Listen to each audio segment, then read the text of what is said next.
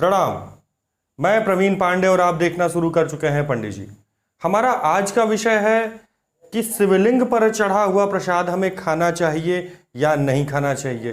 अगर शिवलिंग का प्रसाद हमें नहीं खाना चाहिए तो कौन से ऐसे शिवलिंग हैं जिनका प्रसाद हमें खाना चाहिए? क्या घर में अगर शिवलिंग स्थापित है तो उसका क्या प्रभाव पड़ेगा? आज हम इस वीडियो में इन्हीं सारे टॉपिक्स पर बात करेंगे। तो चलिए बिना विलंब किए वीडियो की शुरुआत करते हैं और जानते हैं कि शिवलिंग पर चढ़ा हुआ प्रसाद हमें ग्रहण करना चाहिए या नहीं करना चाहिए। देखिए, सर्वप्रथम मैं आपको यह बता दूं कि हर एक शिवलिंग पर चढ़ा प्रसाद नहीं खाना चाहिए, ऐसा नहीं है। भगवान चंडेश्वर जो भूत प्रेतों के देव कहे जाते हैं, वो भगवान शिव के प्रसाद का एक अंश है। उनके ऊपर चढ़ा हुआ प्रसाद, उस शिवलिंग पर चढ़ा हुआ प्रसाद हमें नहीं खाना चाहिए, अपितु उस प्रसाद को या तो किसी साधु संत को दे देना चाहिए, उनको वो प्रसाद खिलाना चाहिए, अथवा नदी में प्रवाहित कर देना चाहिए। तो ये तो बात हुई कि हमें किस शिवलिंग का प्रसाद नहीं खाना चाहिए। इसके अलावा जितने भी मंदिरों में शिवलिंग हैं उनके प्रसाद हम खा सकते हैं, परंतु यहां पर भी एक क्वेश्चन उठता है। क्वेश्चन ये है कि शिवलिंग कैसा हो।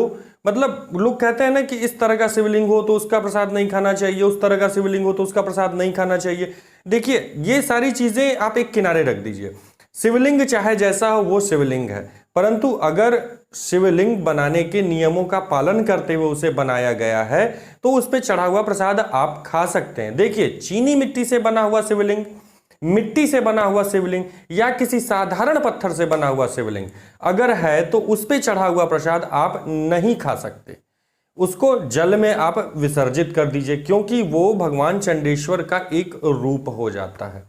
इसके अलावा आप नदी में नहीं उसे विसर्जित कर पा रहे हैं तो उसे किसी साधु संत को खिला दीजिए, उन्हें दान दे दीजिए। साधु संत इत्मीनान से उसे ले लेंगे, इसमें कोई दिक्कत नहीं है।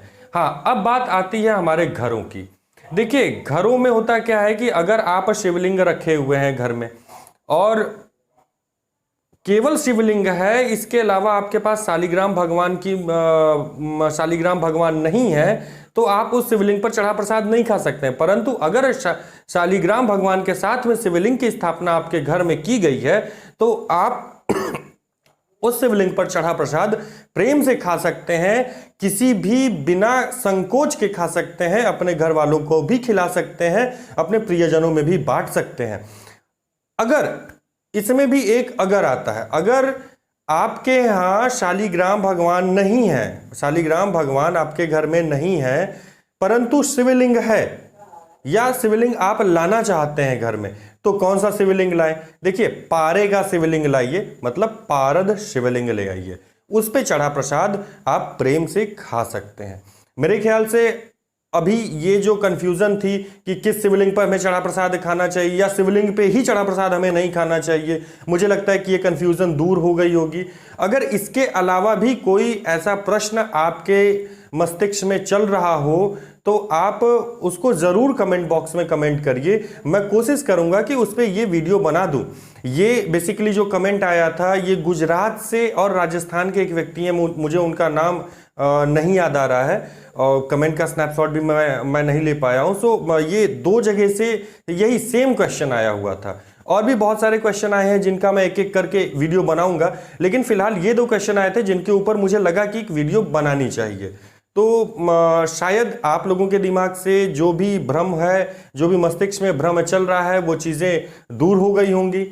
तो आज के लिए बस इतना ही, मिलते हैं फिर अगले वीडियो में। तब तक के लिए प्रणाम।